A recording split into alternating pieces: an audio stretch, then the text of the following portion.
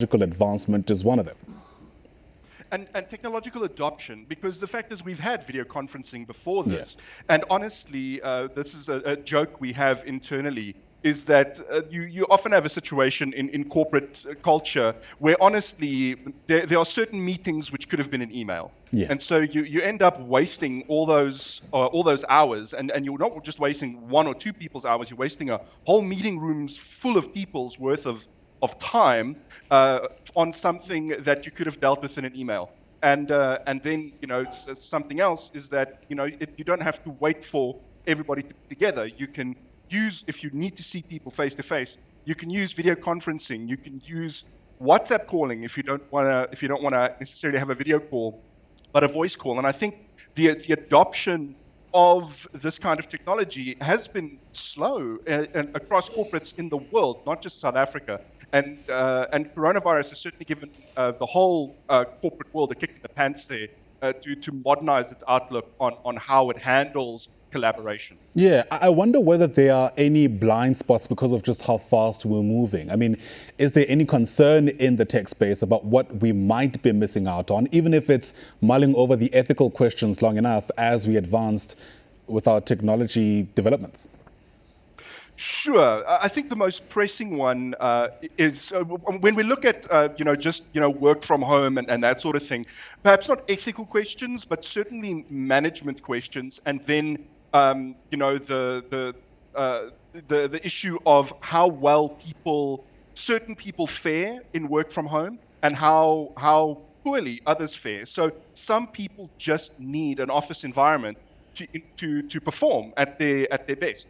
Whereas other people would much prefer to wake up in the morning, roll out of bed before they've even put on clothes, hack out 20 emails, and sort of balance that. And then the other issue is security. Zoom in the beginning of the pandemic had a huge raft of security issues which they've had to work through. And I joke that we've seen Zoom users kind of grow up with the platform as people realize what steps they need to take and what they need to look out for to make sure that their stuff is secure, that you don't have someone coming into your Zoom meeting. Zoom was very easy to use, and that's why people started using it, but that came with some security problems. Yeah, I mean, who could forget that parliamentary meeting where somebody, gained access and started posting images they probably shouldn't be posting in a parliamentary meeting or anywhere else, in fact, for a matter of fact. Yes. Part of the silver lining is the, call it, journey that Zoom has been forced to travel. It was relatively unknown, at least in my circles, before the pandemic began. And, at some stage reached moments where it simply couldn't deal with the traffic. It's another sign of the underground emerging, so if you like, to being one of the big players. What are some of the implications of something like that happening? Sure. Well, it's competition for the likes of your established players in this space, and cloud players. So the likes of Skype, the likes of Microsoft's other tools. Microsoft owns Skype, but they also own Teams. And so what Zoom offers an alternative for people who aren't necessarily in those ecosystems or who don't want to use Microsoft's tools. And so that's part of the reason it rose to prominence. The other reason is it's certainly not the only video conferencing tool, or not the only free video conferencing tool out there. There's open source alternatives. But what Zoom had going for it is that it offered a relatively good baseline of quality and features.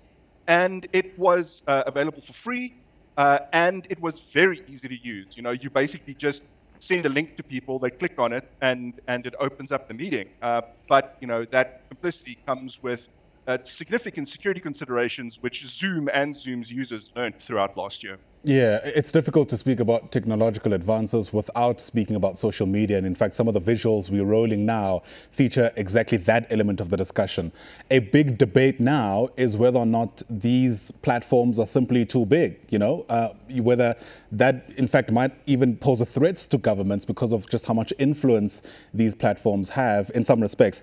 Is that something we need to be worried about, given how fast technological advancements are moving? Could we reach the same problem with Zoom becoming too big, do you think? I don't think so, Yeah. because it's got a tremendous amount of competition from the established space.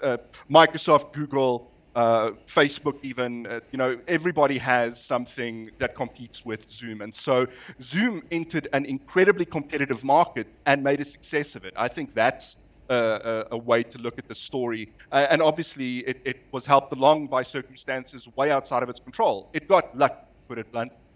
And but to your larger point of, are social media networks too big? Yeah, I see governments around the world grappling with this, with threats of breaking up Facebook, calling it antitrust, splitting Facebook from Instagram, for example.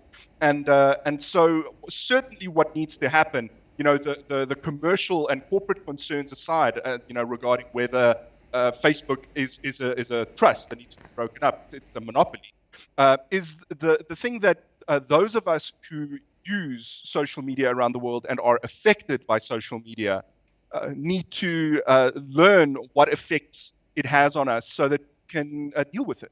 So, from the psychological effects to the ways social media is being used as a weapon in a new theater of war around the world, from manipulating elections, to inciting revolutions. It can be used for all kinds of things that normal media was used for in the past, by seeding propaganda, except that social media just touches more people. Yeah. And so naturally, you're going to see all kinds of actors use that, whether it's PR companies like we saw here in South Africa with Bell Pottinger, or nation states like we're seeing with Russia and China. And I'm sure that the Americans are no angels here either. But we need to be aware of how this media can be manipulated to manipulate us, so that we can make sure that we steel ourselves against that. That's really the only defense, is education. Right.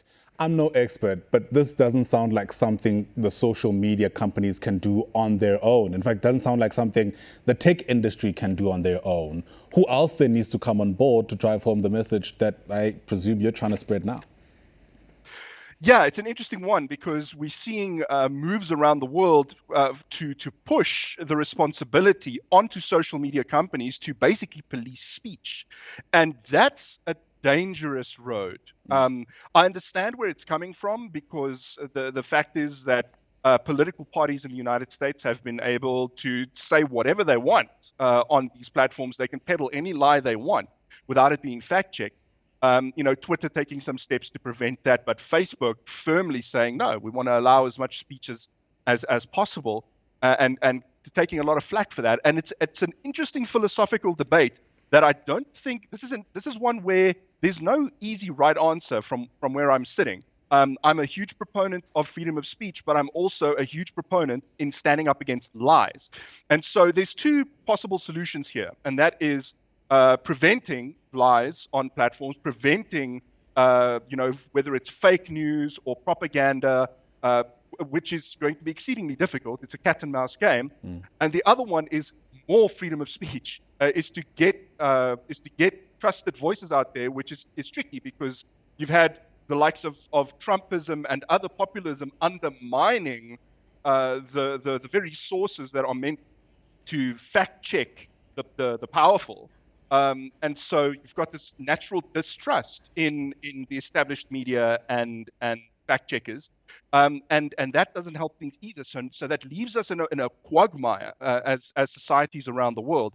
How do you deal with the issue of the lies and propaganda being peddled on these platforms, and make sure that you don't find people falling down holes that can do them real harm? At the risk of stepping in something here that's going to blow up my Twitter timeline, vaccinations is a good one. You see this propaganda against not just the vaccines in general, but specifically the COVID vaccine. All kinds of crazy stuff that I've been dealing with over the past year, from 5G causing it to Bill Gates wanting to mind control us all. Like this stuff, if allowed to proliferate, can do real damage. And so what do you do with that? Is you stand up against it, but at some point, these companies have to take some ownership over what's being discussed on their platform, which we've seen Twitter try to do. Yeah, gee, I almost even forgot about the 5G conspiracies. It does raise interesting, call it complexities about whether or not we are aiming our interventions in the right places. I mean, part of what came with technological advances, I imagine, is an uptick in funding. Is that funding, do you feel, going to the right places? Yeah, that's an interesting one. So, what Facebook has done, and Google for that matter, with YouTube, which is another huge platform. It's a quite an ignored social media platform in terms of its influence. We usually hear people talking about Twitter and Facebook, but not about YouTube. And a lot of these damaging conspiracy theories and other propaganda, disinformation, misinformation have had fertile ground on YouTube.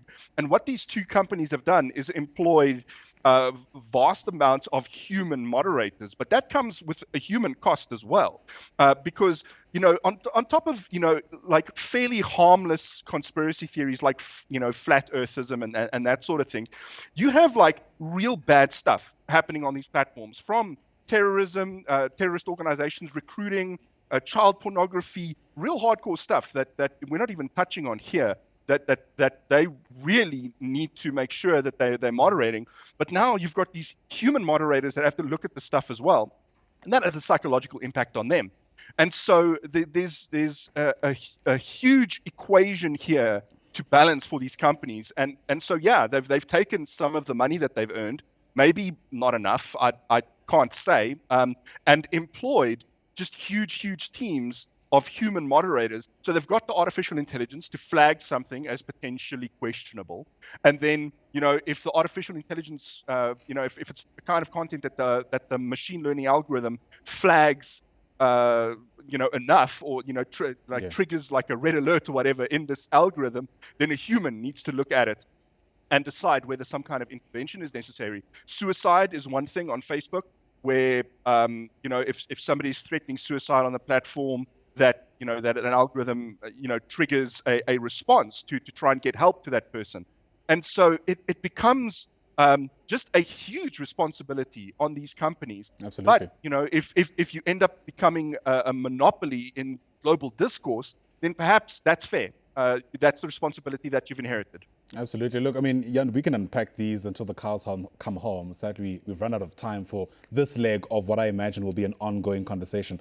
Thanks very much for indulging us and giving us your insights. Always appreciated. Jan Vermeulen is the editor at My Broadband. Thanks very much indeed.